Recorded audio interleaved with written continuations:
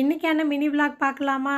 நேற்று நைட்டு டின்னருக்கு ஸ்பெஷலாக பிளான் பண்ணியிருந்தோம். பசங்க ரொம்ப நாளாக தந்தூரி சிக்கன் கேட்டுகிட்டே இருந்தாங்க. வீட்டிலே ரெடி பண்ணிடலாம்னு மசாலா பெரட்டி வச்சுட்டோம். இன்றைக்கி 2 கிலோ சிக்கன் எடுத்திருக்கோம். அதுக்கு 2 டேபிள் ஸ்பூன் காஷ்மீர் மிளகாய்த்தூள், 1/4 கப் தயிர், 4 டேபிள் ஸ்பூன் இஞ்சி பூண்டு பேஸ்ட்டு, 2 டேபிள் ஸ்பூன் சமையல் எண்ணெய், 1 எலுமிச்சப்பழம் சாறு, 6லேருந்து 7 டேபிள் ஸ்பூன் சிக்கன் 65 மசாலா. இந்த சிக்கன் 65 மசாலா வீட்டிலே ரெடி பண்ணது. நிறைய பேர் ட்ரை பண்ணி எனக்கு நல்ல ஃபீட்பேக் சொல்லியிருக்கீங்க. அந்த ரெசிபியோட லிங்க்கை இந்த ஷார்ட்ஸோட டைட்டிலுக்கு மேலே நான் டேக் பண்ணியிருக்கேன். வேணும்னா செக் பண்ணி பாருங்கள். நல்லாயிருக்கும். அதில் உப்புலாம் சேர்த்துருப்போமா, உப்புலாம் தனியாக சேர்க்க தேவையில்லை. குறைஞ்சது 4 மணி நேரம் சிக்கனில் மசாலா பெரட்டி வச்சா தான் சாஃப்டாக ஜூஸியாக இருக்கும். நாங்கள் காலையிலே சிக்கன் வாங்கி மசாலா பெரட்டி ஃப்ரிட்ஜில் வச்சுருந்தோம், ஃப்ரீசரில் வைக்கல. இந்த இடத்துல லைட்டு மிஸ்டேக்னால இந்த கலரில் காட்டுது. காஷ்மீர் மிளகாய்த்தூள்லாம் சேர்த்தோமா, நல்ல கலராக இருந்துச்சு. நான் தனியாக காட்டுறேன் பாருங்கள். இப்படி தான் இருந்துச்சு.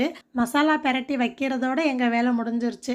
பேர பிள்ளைங்க நாங்களாம் வந்துட்டோம் அப்படின்னா எங்கள் பாபு தான் ஆசைப்பட்டு இந்த மாதிரி செய்வாங்க. அந்த செங்கல் அடுப்பு மாதிரி கட்டி நடுவில் சார்கோல்லாம் போட்டு ஹீட் பண்ணி, அதை ஹீட் பண்ணவே கிட்டத்தட்ட 1/2 மணி நேரம் ஆகும். அதுக்கப்புறம் கிரில்லில் வந்து சிக்கன் வச்சு சுட்டு எடுப்பாங்க. இன்னொரு பக்கம் சிக்கனுக்கு வந்து மயோனைஸ் ரெடி பண்ணியிருந்தோம். 4 பல்லு பூண்டு, 2 டீஸ்பூன் மிளகு, முட்டையோட வெள்ளைக்கரு மட்டும் எடுத்து சேர்த்துருக்கோம். ஒரு 3 முட்டைக்கு வெள்ளைக்கரு எடுத்திருக்கோம். இதுலேருந்து பிரித்த மஞ்சள் கருவை தனியாக ஒரு முட்டை சேர்த்து நல்லா கொத்தி விட்டுட்டு ஆளுக்கு ஒரு வான்னு பறந்து போயிடுச்சு. ஸோ இந்த பக்கம் பார்த்தீங்கன்னா 1/2 டீஸ்பூன் உப்பு, ஒரு 1/2 மூடி எலுமிச்சப்பழ சாறு, ரொம்ப சேர்க்க வேணாம். கொஞ்சமாக சீனி சேர்க்கும் போது மயோனைஸ் நல்லாயிருக்கும்.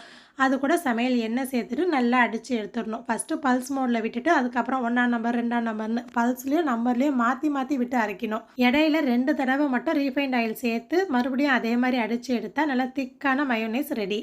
இந்த பக்கம் சிக்கனுமே சூப்பராக வெந்துருச்சு. முக்கால்வாசி வேகும் போதே எல்லாமே நாங்கள் ரெடி பண்ணி வச்சுட்டோம். அப்படியே ஒரு வாசமாக இருந்துச்சு. கொஞ்சமாக பட்டர் இருக்குதுன்னு வச்சுக்கோங்களேன், அந்த சிக்கன் மேலே வந்து ஸ்ப்ரெட் பண்ணோன்னா சூப்பராக இருக்கும் ஃப்ளேவர். இங்கே வீட்டில் பட்டர் இல்லை, அதனால் நாங்கள் அப்ளை பண்ணலை. அதே மாதிரி சிக்கனில் மசாலா பெரட்டுறோம் பாருங்கள் மேரினேஷனுக்கு, அப்போது சமையல் எண்ணெய்க்கு பதில் பட்டர் கொஞ்சமாக உருக்கி சேர்த்தாலும் சிக்கன் நல்லா சாஃப்டாக இருக்கும். தந்தூரி சிக்கன் கேஸ் ஸ்டவ்வில் கூட செய்யலாம். இதே மாதிரி மசாலா போட்டு பெரட்டி வச்சுட்டு நம்ம நார்மலாக ஃப்ரை பண்ணுற மாதிரியே பண்ணிவிட்டு கடைசியாக சார்கோல் ஹீட் பண்ணி அதை சின்ன கட்டோரியில் வச்சு அந்த ஹீட் பண்ண சார்கோலை வச்சு மேலே நெய் போட்டுட்டு அப்படியே மூடி போட்டுடணும். நல்லா புகை கிளம்பி வருமா, அதுவே தந்தூரி ஃப்ளேவரை கொண்டுட்டு வரும். சிக்கன் சாப்பிட்டாலே பிள்ளைங்க நைட்டு சாப்பிட்றது கம்மி தான். அதனால் பரோட்டாவும் சால்னாவும் வெளியில் வாங்கிட்டோம்.